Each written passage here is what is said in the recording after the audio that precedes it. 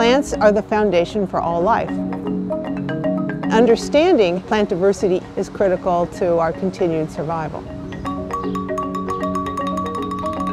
The goal of the World Flora Online is to accumulate in one place on a website a description and illustrations of every known plant species. We are about 5 years into the process. We are accumulating new specimens, we're digitizing them, and all of that information feeds in ultimately to the World Flora Online. The main way that our specimens come to us is that they are collected in the field. When they're here, they are mounted onto stiff paper. The information about the plant is transcribed onto a little label that goes along with the specimen. A good mounter can do about 50 specimens per day.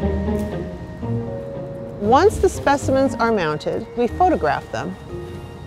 Then that information goes online pretty much immediately.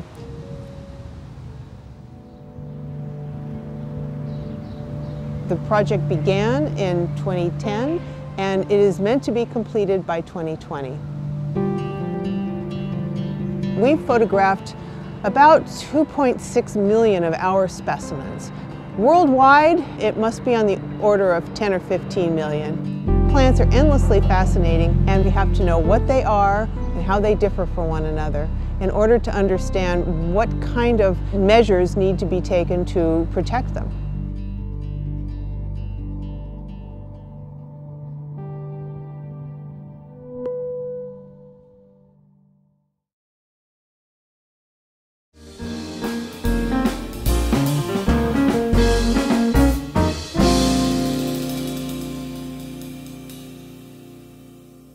There's three things that are most important to chefs. First is flavor, second is flavor, and third is flavor.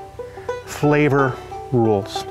Construida sobre el suelo fértil del fondo de un lago en el norte de Ohio, Estados Unidos, el Jardín del Chef es una granja familiar de 120 hectáreas que cultiva productos especiales para algunos de los mejores restaurantes del mundo. The Chef's Garden is a small family farm that has the good fortune of working directly with some of the greatest chefs in the world. In many cases, we're working with plant growers that are breeding to be able to create new plants. Not genetic modification, but genetic selection. La granja produce plantas de todas las formas y tamaños, como las zanahorias miniatura, estas fresas blancas y casi un centenar de variedades de microplantas. Pero la familia Jones no fue siempre el jardín del chef. My parents had had some very successful years. In 1983, they had a very devastating hailstorm, and ultimately, the farm collapsed. We were dealt a new deck of cards and found opportunity within a disaster. We met a European-influenced chef, Iris Balin, said, grow me varieties for flavor. Grow me varieties without chemical. I want a zucchini bloom. Thought this lady was absolutely crazy. Little did we know, she knew a heck of a lot more about it than we did. And that really opened our eyes to another whole world out there. We hooked up with some really great chefs early on. Folks like Daniel Boulou and Jean-Georges von Richten and Alain Ducasse and Michel Richard, and then Thomas Keller and Charlie Trotter and Ritz-Carlton chefs and Four Seasons chefs, and they've allowed us an existence in agriculture. We're indebted to those chefs that have given us the privilege and the path to be able to follow our dream of farming. So it's that symbiotic relationship of chef and farmer working together for the greater good. And here we are 35 years later, still working to get better.